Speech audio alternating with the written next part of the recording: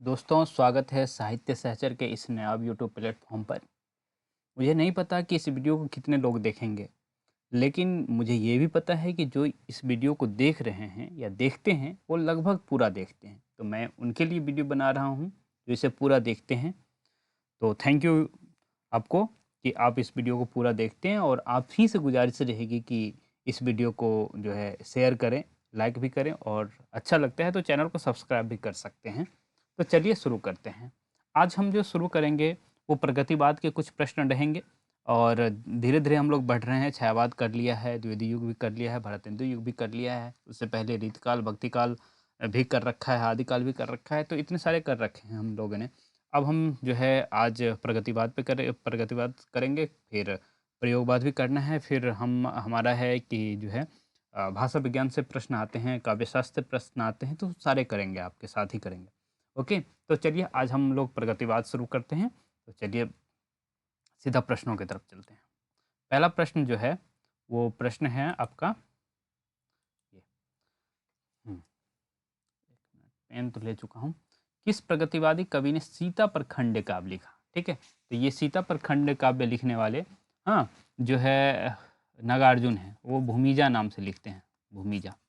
ठीक है, और आप चूंकि जानते हैं नागार्जुन मिथिला से थे, और इनका सीता खंड काव्य मतलब भूमिजा खंड काव्य लिखना कोई बड़ी बात नहीं है, तो इन्होंने भूमिजा खंड काव्य लिखा। ओके, अगला क्वेश्चन देखते हैं।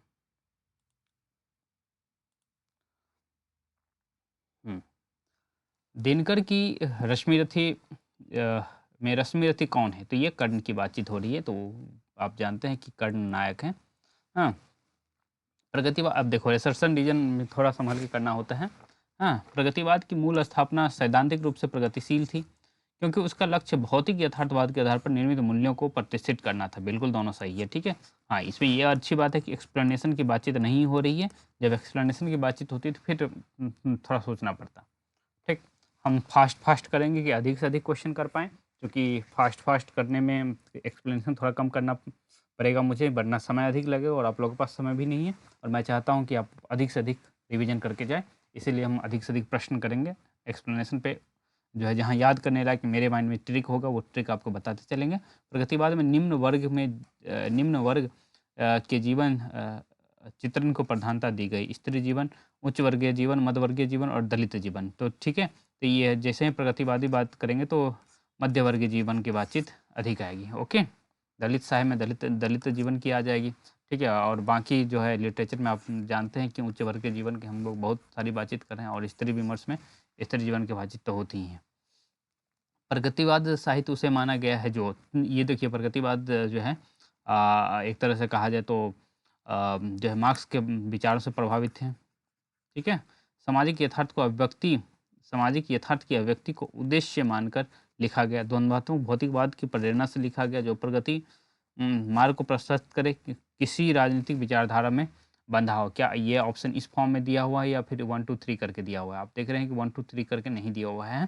ठीक है, तो आप देखेंगे यहाँ जैसे आपने कहा ना निम्न ये मध्यम वर्ग के समाज की बातचीत हो रही है, तो उसी दृष्टि से भी इसका ही आंसर आपको करना होगा। ठीक है, हाँ, यदि मल्टीपल ऑप्शन होता तो हम द्वंद्वात्मक भौतिकवाद की तरफ भी बढ़ते। ठीक है, चूँकि मार्क्सवादी विचार जब बात होगी तो बातचीत होती, लेकिन ये सिर्फ इस तरह से दिया हुआ तो ऑप्शन यहीं आपको सही करना पड़ेगा। हुँ, दिनकर की काव्य कृति नहीं है। ठीक है, आप लोग कन्फ्यूज़ हो रहे होंगे कि दिनकर कहाँ से आ गया प्रगतिवाद में। प्रगतिवाद में आपको याद रखना है कि 3 कवि मुख्य रूप से हैं। कौन-कौन हैं? त्रिलोचन है, नागार्जुन है और केदारनाथ अग्रवाल है। ठीक है, ये 3 ही कवि हैं मुख्य रूप से। ठीक है, बाकी पैरेलल में और लोग चल रहे हैं वो अलग बातचीत है, लेकिन ये 3 कवि मुख्य रूप से हैं। ओके, दिनकर की काव्य कृति नहीं है। ठीक है, दिनकर की ये जयद्रथ वध मैंने आपको जो है ये क्या कहते हैं द्विवेदी युग में बताया था। जयद्रथ वध किसकी है? तो ये मैथिली शरण गुप्त जी की है, तो ये आंसर हो जाएगा ना। बाकी जो है हुंकार, रेणुका, ये सब दिनकर की रचना है। प्रगतिवाद की विशेषता नहीं है। ठीक है, तो जो है प्रगतिवाद की विशेषता नहीं है, तो ये कल्पना प्रवणता जो है छायावाद की विशेषता है। आप जानते हैं इस चीज़ को, ये हो जाएगा छायावाद की विशेषता, तो आंसर बी हो जाएगा। बाकी शोषितों के प्रति सहानुभूति और शोषकों के प्रति घृणा। ठीक है, क्रांति का आह्वान, तो आंसर बी हो जाएगा। ओके, निम्नलिखित में कौन सा नागार्जुन की रचना नहीं है? हजार हजार बहाव वाली, पुरानी जूतियों का कोरस, खिचड़ी विप्लव देखा हमने, फूल नहीं रंग बोलते हैं, ये केदारनाथ अग्रवाल का रचना है। ठीक है, तो आंसर डी हो जाएगा। एक बार केदारनाथ दोनों की रचनाओं का आप एक बार देख लीजिए। नागार्जुन, युगधारा, शतरंग पंखे वाली, प्यासी पथराई आंखें, भस्मांकुर, तालाब की मछलियां, खिचड़ी विप्लव देखा हमने, तुमने कहा था, हजार हजार महाबली, पुरानी ज्योतियों कोरस। क्योंकि नाग 3 ही कवि हैं, इसीलिए जो है जो है प्रगतिवाद के सारे कवि की रचनाओं पर आपका ध्यान होना चाहिए। केदारनाथ अग्रवाल की युग की गंगा, नींद के बादल, लोक आलोक, फूल नहीं रंग बोलते हैं, आग का आईना, गुल मेहंदी, पंख और पतवार, बम्बई का रक्त स्नान, हे मेरी तुम, मेरी प्यार की थापें, मारे प्यार की थापें। ठीक है, तो ये प्रगतिशील लेखक संघ का प्रथम अधिवेशन किस सन में हुआ था? ठीक है, तो 1936 ईस्वी में। आप जानते हैं कि प्रगतिशील मतलब जो है प्रगतिवाद का आरंभ भी 1936 ही माना जाता है। ठीक है, और 43 तक ही चलता है। एक बात देखिए, बहुत कम पीरियड के लिए 7 साल ही है। उसके बाद आप जानते हैं प्रयोगवाद आ गया था। मनोरंजन के कई और साधन निकल आएंगे तभी व्यभिचार घटेगा। ठीक है, तो ये जो है किसका कथन है? नागार्जुन का। कौन से कवि, थोड़ा ब्लड आपको दिख रहा होगा थोड़ा सा, तो एक पेज एडजस्ट कर लीजिए। कौन सा कवि प्रगतिवाद से संबंधित नहीं है? आपको 3 नाम बता रखे हैं, केदारनाथ, त्रिलोचन और नागार्जुन। तो आंसर हरियुद्ध हो जाएगा ना। हरियुद्ध किस द्विवेदी युग से जुड़े हुए थे ना, कि जो है। और इसके बाद जो है आप इधर आते हैं, प्रगतिवाद में वर्ग संघर्ष की प्रेरणा मिली। और हरियुद्ध जो है, इसको पीछे खींचेंगे तो भारतेंदु युग में भी पहुंच जाएंगे। ओके, प्रगतिवाद के वर्ग संघर्ष की प्रेरणा मिली, किससे मिली? तो हमने बताया था मार्क्स से मिली ना। हिंदी में प्रगतिवाद का आरंभ कब से माना जाता है? तो 1936 में मैंने बता दिया। निम्न में से कौन सी रचना जो है नागार्जुन की नहीं है? प्यासी पथराएं कि तुमने कहा था, मैं तुम्हें मैं सौंपता हूँ, युगधारा। ठीक है, तो ये तुम्हें सौंपता हूँ जो है, इनकी रचना नहीं है। ठीक है, ये किसकी रचना है? तुम्हें सौंपता हूँ, त्रिलोचन। ठीक है। बसंती हवा किसके के रचयिता कौन है? केदारनाथ। हवा हूँ हवा में, बसंती हवा, सुनवा बात मेरी अनोखी हवा हूँ। आप जानते हैं किसकी रचना है? बताइए, जल्दी बताइए। ये तो बहुत आसान है, ऑप्शन बनाने वाले थोड़ा आपको हिंट भी कर दिया है, केदारनाथ सिंह और केदारनाथ अग्रवाल लेकर के। तो ये केदारनाथ अग्रवाल जी की रचना है। ठीक है, आप लोगों को याद है, कितने लोग बचपन में हवा हूँ हवा, बसंती हवा पढ़े थे? ठीक है। रामकथा पर आधारित काव्य कौन सा है? ठीक है, तो रामकथा पर आधारित काव्य कौन सा है? हाँ, तो हमने आपको बताया था सीता के बारे में। तो सीता के बारे में नागार्जुन जी लिखते हैं, तो भूमिजा। ठीक, रामकथा पर आधारित। ठीक है, आत्मजयी है, नचिकेता के जीवन घटना पर आधारित है। रश्मि रथी जो है महाभारत में कर्ण की भूमि पर काव्य है। ये जो है कमायनी जो है मनु और श्रद्धा की कहानी है। ओके। नागार्जुन का असली नाम वैद्यनाथ मिश्र था। मैं उनका आदर्श नहीं जो व्यथा न खोल सकेंगे, पूछेगा जग किंतु पिता का नाम न बोल सकेंगे, जिनका निखिल विश्व में कोई न अपना होगा, मन में उमंग जिन्हें चीरकाल कल्पना। तो ये दिनकर जो है जैसे ही बातचीत होगी, तो ये रश्मि रथी की बातचीत होगी कि नहीं? हाँ, पिता का नाम नहीं बता पाएंगे, ये वो जो बातचीत है। प्रगतिवाद साहित्य को स्वदेश मानते हैं। स्वदेशता का क्या अर्थ है? तो ऑब्वियस सी बात है, हाँ, तो किसी सिद्धांत की घोषणा करना, स्पष्ट रूप से यथार्थ का प्रचार करना, किसी राजनीतिक विचारधारा को पुष्ट करना, किसी विशेष अभिप्राय से, किसी विशेष दृष्टि से कला की रचना करना। तो डी आंसर हो जाएगा ना। प्रगतिवादी कविता के प्रतीक बिंब, शब्द, मुहावरे, चित्र कहाँ से लिए गए हैं? ठीक है, ये जनजीवन से लिए गए हैं। प्रगतिवादी कवि रांगे राघव कौन सी पुस्तक नहीं है? रांगे राघव की पुस्तक जो है नरोत्तम, इनकी पुस्तक नहीं है। ठीक है, अजय खंडहर, मेघधावी और पांचाली इनके रचना है। ठीक, हालांकि इस क्वेश्चन को आप स्किप कर सकते हैं। 3 प्रगतिवादी कवियों के नाम लिखिए। 3 प्रगतिवादी कवि हमने आपको बता रखा है कौन कौन। हाँ, तो नागार्जुन, त्रिलोचन तो आ रहे हैं। बाकी इसमें देखिए, जैसे दिनकर आ गए, नीरज बच्चन, ये सब नहीं होंगे, आगे इधर उधर पहुंच जाते हैं। तो ये हम रामविलास शर्मा जी के साथ आएंगे। रामविलास शर्मा जी हालांकि बाद में जो है प्रयोगवाद में भी ऐड होते हैं ना। ओके। प्रगतिवादी कवि केदारनाथ अग्रवाल के ही 2 कविताओं के शीर्षक लिखिए। तो केदारनाथ अग्रवाल की बातचीत हो रही है। ठीक है, तो केदारनाथ जो है बंसी न बजाओ और बसंती हवा। ठीक है, बसंती हवा लिखा है, बसंती हवा लिखना है। ठीक है, माझी न बजाओ बंसी, ये भी आपको याद रखना पड़ेगा। प्रगतिशील लेखक संघ का प्रथम अधिवेशन कहाँ हुआ था? बताइए, लखनऊ में। ठीक है, कब हुआ था? 1936 ईस्वी में। 1936 से प्रगतिवाद का 1936 से 43, बस 36 से 43 प्रगतिवाद। यात्री नाम से नागार्जुन। ठीक है, ओके। हिंदी में सोनेट कौन लिखते थे? त्रिलोचन शास्त्री जी। बहुत मज़ेदार सोनेट लिखते हैं। आप लोग पढ़ने की इच्छा हो तो पढ़िए सोनेट, मतलब जो है आप शेक्सपियर वाली फीलिंग आएगी। रामधारी सिंह दिनकर ज्ञानपीठ ज्ञानपीठ जो दिया गया उर्वशी, आप बताइए कि इनको साहित्य अकादमी किस पे मिला? ठीक है, आप बताएंगे साहित्य अकादमी किस पे मिला? संस्कृति के 4 अध्याय पे मिला है ना, याद रखेंगे आप लोग। प्रगतिशील लेखक संघ के प्रथम अधिवेशन के अध्यक्ष कौन थे? ये बहुत ही इंपॉर्टेंट है, ठीक है, प्रेमचंद जी थे। ठीक, नागार्जुन निम्नलिखित कौन सी खड़ी बोली में नहीं है? ठीक है, तो खड़ी बोली में पत्रहीन, नग्नगाछ, ये किस चीज़ में है? हाँ, मैथिली में, चूंकि जानते हैं वो मिथिला के थे, मैथिली में थे। ठीक है, तुम्हारी दंतुरित मुस्कान मृतक में भी डाल दे जान, ये नागार्जुन की पंक्ति है, आप याद रखेंगे इसको। बुंदेलो हर बैलों के मुँह से हमने सुनी कहानी थी, भद्रा कुमारी चौहान, मृद भावों के अंगूरों की याद बना लाया हाला, मधुशाला से ली गई पंक्ति है। तो हरिवंश राय बच्चन, मुझे जगत जीवन का प्रेमी बना रहा है प्यार तुम्हारा, त्रिलोचन की पंक्ति है। रामधारी सिंह दिनकर की प्रसिद्ध रचना का नाम बताइए? तो रामधारी सिंह दिनकर की उर्वशी लिखते हैं। अच्छा बताइएगा, यशोधरा मैथिली शरण गुप्त की हर कमायनी किसकी है? जो आप जानते ही हैं, प्रसाद जी की है। पंत जी की रचना चिदम्बरा है। उर्वशी के तृतीय अंक के आधार पर कौन से, तृतीय अंक मतलब श्रद्धा सर की बातचीत हो रही है, ठीक है, श्रद्धा सर की बातचीत हो रही है, तो कौन सा कथन सही है? शक्तिशाली और एक मिनट थोड़ा मिटाऊं।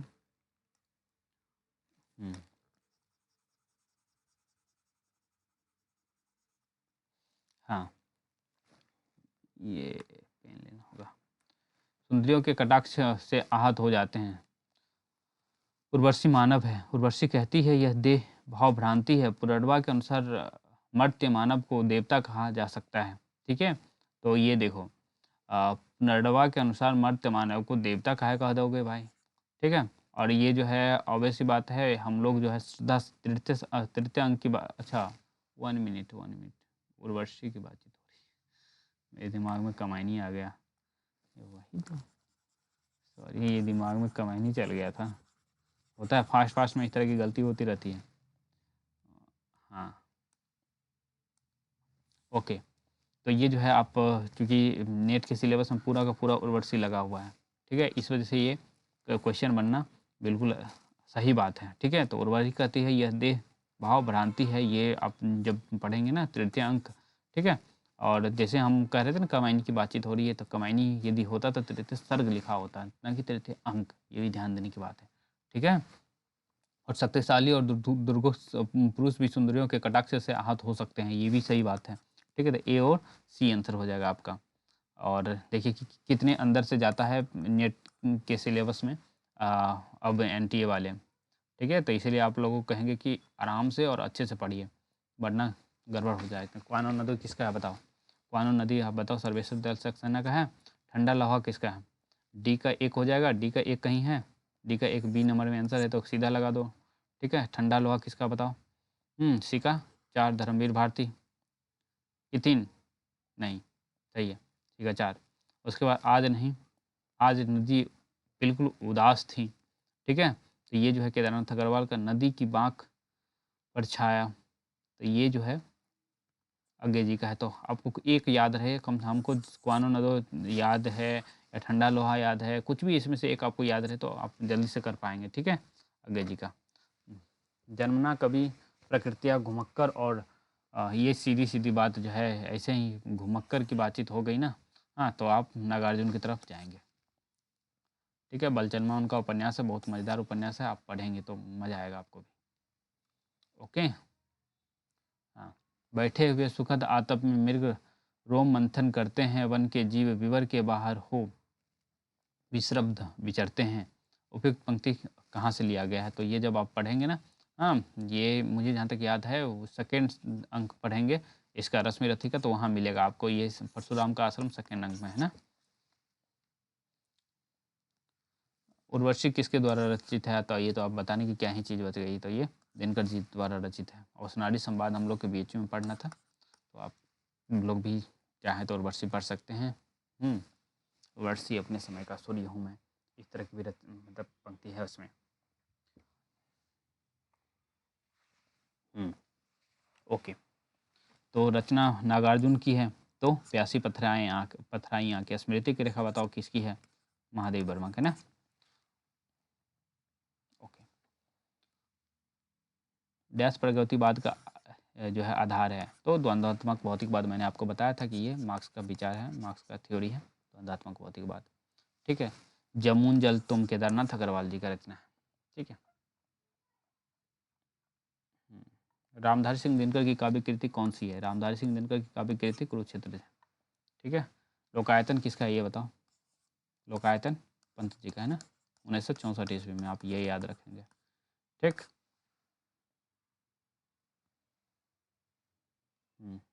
उर्वशी के लिए उन्हें 1972 ईस्वी में मिला था। ठीक है। प्रगतिवाद के संदर्भ में कौन कथन सही नहीं है?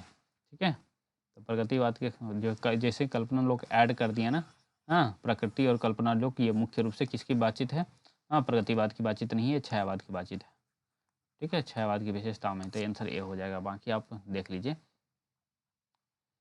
प्रगतिशील लेखक संघ किस स्तर की संस्था थी? अंतर्राष्ट्रीय स्तर की, क्योंकि आप जानते हैं कि इनका सज्जाद जहीर जी हैं, लंदन में इनकी स्थापना किए थे 1936 ईस्वी में लखनऊ में जो है अधिवेशन हुआ था, जिसके जो अध्यक्ष थे कौन थे? प्रेमचंद जी।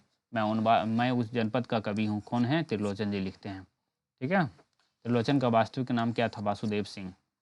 ठीक, आप याद रखेंगे वासुदेव सिंह। इनमें से कौन से राग नहीं है? ठीक है, नागार्जुन की कृति नहीं है। काला और बूढ़ा चांद किसका है बताओ? पंत जी का है।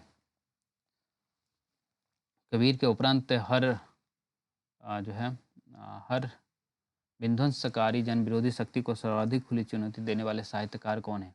हाँ, तो ये बातचीत हो रही है नागार्जुन की। ओके, क्या 11 का 11 पेज इसी पे कर दिया जाए?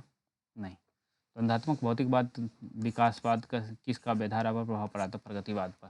प्रगतिवाद के अंतर्गत कौन सा विचार अमान्य है? ठीक है, तो विचार कौन सा विचार अमान्य हो जाएगा? हाँ, रूपवाद, ये कहीं ना कहीं पहुंचेगा तो वही पहुंचेगा। ठीक है, कहाँ? छायावाद की तरफ। ओके, बाकी विचार चाहे यथार्थवाद हो, पदार्थवाद हो, समाजवाद हो, सारा का सारा। दो राह समय के रथ का, घर घर नाच हो, सिंहासन खाली करो कि जनता आती है। ठीक है, तो ये रामधारी सिंह दिनकर की रचना है ना। दिनकर का काव्य कौन सी नहीं है? ठीक है, तो दिनकर का काव्य कौन सा नहीं है बताओ? कुरुक्षेत्र, त्रिधारा। ये त्रिधारा जो है दिनकर का, ओंकार, उर्वशी और कुरुक्षेत्र आपको पता ही है। त्रिधारा फिर किसका है? तो सुभद्रा कुमारी चौहान का ना, सुभद्रा कुमारी चौहान। ठीक है, इस तरह से हम लोग जो है प्रगतिवाद के प्रश्न किए, और कुछ प्रश्न बाकी है जो कि अभी कुछ अगले वीडियो में कर लेंगे हम लोग। ठीक है, तो चलिए, थैंक यू। और मुझे पता है कि कम ही लोग देख रहे हैं, और यदि आप लोग यहाँ तक देख पा रहे हैं तो आप प्लीज़ इस वीडियो को शेयर करिए। ठीक है, चैनल को सब्सक्राइब भी कर सकते हैं यदि अच्छा लगता है तो, और नोटिफिकेशन चाहते हैं। और मैं कोशिश कर रहा हूँ कि आपके एग्ज़ाम तक जो है बिल्कुल जो प्रश्न हैं पहले से पूछे गए और उसको करवा दूँ। ठीक है।